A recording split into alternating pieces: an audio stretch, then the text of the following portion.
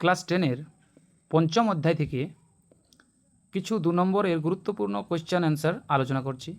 19 শতকে বিজ্ঞান শিক্ষার বিকাশে Indian association for the cultivation of সায়েন্সের ভূমিকা কী ছিল? উত্তরটি দেখো, 1876 সালে ডক্টর মহেন্দ্রলাল সরকার এই প্রতিষ্ঠান প্রতিষ্ঠা করেন। এর মাধ্যমে ভারতীয়দের বিজ্ঞান চর্চা, গবেষণা ও বিজ্ঞান শিক্ষার প্রসার ঘটে এবং আধুনিক বিজ্ঞান শিক্ষার বিকাশে গুরুত্বপূর্ণ ভূমিকা পালন করে। পরবর্তী কোয়েশ্চেন, বিশ্বভারতী প্রতিষ্ঠার উদ্দেশ্য কী ছিল? রবীন্দ্রনাথ ঠাকুর বিশ্বভারতী প্রতিষ্ঠা করেন পূর্ব ও পাশ্চাত্যের জ্ঞান ও সংস্কৃতির মিলন ঘটানোর জন্য।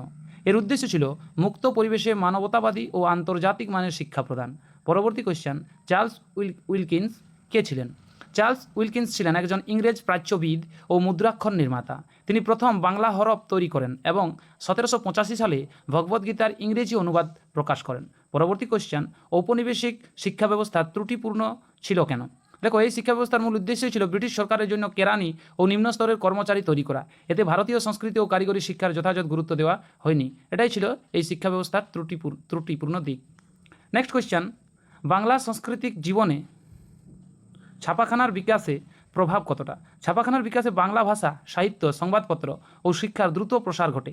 এর ফলে নবজাগরণ, জনমত গঠন এবং সমাজ সংস্কার আন্দোলন শক্তিশালী হয়। এই 5টি কোয়েশ্চেন পঞ্চম অধ্যায় থেকে ক্লাস 10-এর ইতিহাস বিষয়ের আলোচনা করা হলো। যদি তোমাদের মনে হয় যে এগুলি আমাদের উপকার হতে পারে তাহলে করে রাখতে পারো। ধন্যবাদ, থ্যাংক ইউ।